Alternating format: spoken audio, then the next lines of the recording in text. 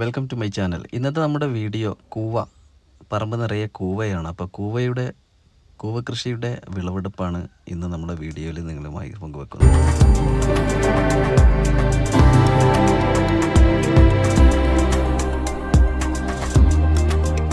കൂവപ്പൊടി എന്ന് പറയുന്നത് നമുക്കൊക്കെ അറിയാം, പഴയ കാലങ്ങളിൽ ഒരുപാട് മാരകമായ അസുഖങ്ങൾക്ക് പോലും വളരെയധികം ഫലപ്രദമായ ഒരു മരുന്നായിട്ടാണ് നമ്മുടെ പൂർവികന്മാർ ഉപയോഗിച്ചിരുന്നത് കൂവപ്പൊടി.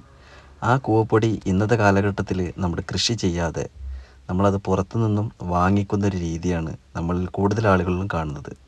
ഇതുപോലുള്ള വേര് രൂപങ്ങളിലാണ് കൂവ നമുക്ക് ലഭിക്കുന്നത്.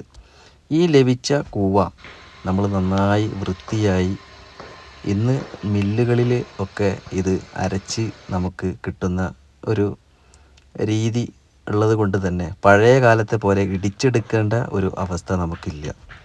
കുറഞ്ഞ ഭൂമി മാത്രം മതി ഈ ഒരു കൂവ കൃഷി നമുക്ക് നമ്മുടെ വീട്ടുവളപ്പിൽ കൃഷി ചെയ്യാൻ.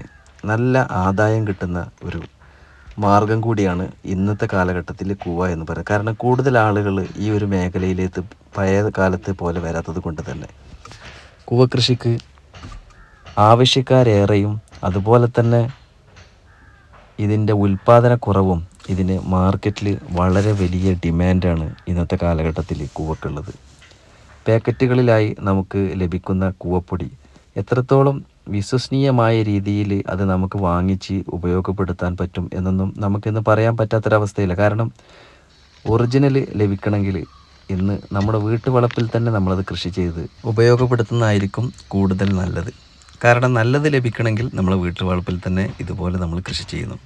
കാരണം ഈ ഒരു കൂവ ഇത് ഒരുപാട് ആരോഗ്യപരമായ കാര്യങ്ങൾക്ക് ഒരു ഹെൽത്തി ഡ്രിങ്ക്സ് ആയിട്ടൊക്കെ നമുക്കിത് ഉപയോഗിക്കാൻ പറ്റുന്നൊരു ഉൽപ്പന്നമാണ്. ചെറിയ കുട്ടികൾക്കും അതുപോലെ തന്നെ ഇതൊരു ഗ്രേവി ടൈപ്പിലാക്കിയിട്ട് ഇതിൽ പഞ്ചസാരയും അതുപോലെ തന്നെ തേങ്ങയൊക്കെ ചേർത്ത് കൊടുക്കുന്നത് വളരെയധികം ഹെൽത്തിയായ ഒരു കാര്യമാണ്. അതുകൊണ്ട് തന്നെ കാർഷിക മേഖലയിൽ ഈ ഒരു കൂവ എന്ന് പറയുന്ന ഉൽപ്പന്നത്തിന് വൻ സാധ്യതകളേറെയുണ്ട്. കാരണം ഉൽപ്പാദന ലഭ്യത കുറവും അതുപോലെ തന്നെ ഉപഭോക്താക്കളുടെ അളവ് കൂടുതലായതുകൊണ്ട് തന്നെയാണ് ഒരു കിലോക്ക് ഇതിന് ഇന്നത്തെ മാർക്കറ്റ് 1200 രൂപയാണ്. അതിൽ കൂടുതലും വാങ്ങിക്കുന്ന ആളുകളുണ്ട്, അതിൽ കുറവ് വാങ്ങിക്കുന്നതുണ്ട്. ഒരു മിനിമം റേറ്റാണ് ഞാൻ പറഞ്ഞത്, 1200 രൂപയാണ്. ഇതുപോലുള്ള വേര് ആയിട്ടാണ് നമുക്ക് കൂവ ലഭിക്കുക. ഈ വേര് സംസ്കരിച്ചെടുത്താണ് ഇതിൽ നിന്നും ഒരുപാട് കാര്യങ്ങൾ ചെയ്യാനുണ്ട്. അതിന് ശേഷം മാത്രമേ നമുക്ക് ഇതിൽ നിന്നും പൊടിയായി വേർതിരിച്ചെടുക്കാൻ സാധിക്കുകയുള്ളൂ. അതുകൊണ്ട് തന്നെയാണ് ഒട്ടുമിക്ക ആളുകളും ഈ മേഖലയിൽ നിന്നും പഴയ കാലത്തെ പോലെ ഇല്ലാതെ മാറി നിൽക്കുന്നത്. കാരണം അധ്വാനം കൂടുതലാണ്. അപ്പോൾ നമുക്ക് ലഭിച്ച ഒരു 10 കിലോ കൂവ നമുക്ക് ലഭിച്ചിട്ടുണ്ടെങ്കിൽ അതിൽ നിന്നും നമുക്കൊരു 2 കിലോ 3 കിലോ ഒക്കെ പൊടി മാത്രമേ നമുക്ക് ലഭിക്കുകയുള്ളൂ. കാരണം ചില മണ്ണിന് നല്ല പൊടിയുള്ള കൂവയായിരിക്കും, ചില മണ്ണിന് കൂവ ധാരാളം ലഭിക്കുകയും പക്ഷേ അതിൽ സംസ്കരിച്ച് നമുക്ക് ലഭിക്കുമ്പോൾ പൊടി കുറച്ച് ലഭിക്കുന്ന ഒരു പ്രവണതയുണ്ട്. അതൊക്കെ ഈ ഒരു മേഖലയിലുള്ള കാർഷിക രംഗത്തേക്ക് ആളുകൾ കൂടുതൽ പ്രയാസപ്പെടുത്തുന്ന ആയതുകൊണ്ട് തന്നെയാണ് കൂടുതൽ ആളുകളും ഈ മേഖലയിലേക്ക് വരാത്തതും. കൂവ കൃഷിക്ക് കുറഞ്ഞ ഭൂമി മാത്രം മതി. അതുകൊണ്ട് തന്നെ കൂവ ഉൽപ്പാദനത്തിന് വേണ്ട രാസവളങ്ങളോ മറ്റു വളങ്ങളൊന്നും ചേർക്കേണ്ടതില്ല, അതുപോലെ തന്നെ പരിചരിക്കേണ്ടതൊന്നുമില്ല. വേനൽക്കാലം ആകുന്ന സമയത്ത് നമുക്കതിൻ്റെ വിളവെടുപ്പ് കഴിഞ്ഞ് ലഭിക്കുന്ന വിത്തുകൾ അടുത്ത വർഷത്തേക്ക് നമ്മൾ വീണ്ടും അത് ഉൽപ്പാദനക്ഷമമുള്ള ഒരു കാർഷിക ഉൽപ്പന്നമാക്കി മാറ്റുന്നു. കൂവ മനുഷ്യ ശരീരത്തിലെ ഇമ്മ്യൂണിറ്റി പവർ കൂട്ടുന്നു. അതുകൊണ്ട് തന്നെ കൊറോണ കാലത്തൊക്കെ ധാരാളം ആളുകൾ കൂവ പാനീയം കുടിച്ചിരുന്നു. അതുകൊണ്ട് തന്നെ ഇമ്മ്യൂണിറ്റി പവർ കൂടാനും ഇത് കാരണമാവുകയും നമ്മുടെ രോഗപ്രതിരോധ ശേഷിയെ നിയന്ത്രിക്കാൻ അത് വളരെയധികം എളുപ്പമാക്കുന്നുമുണ്ട്.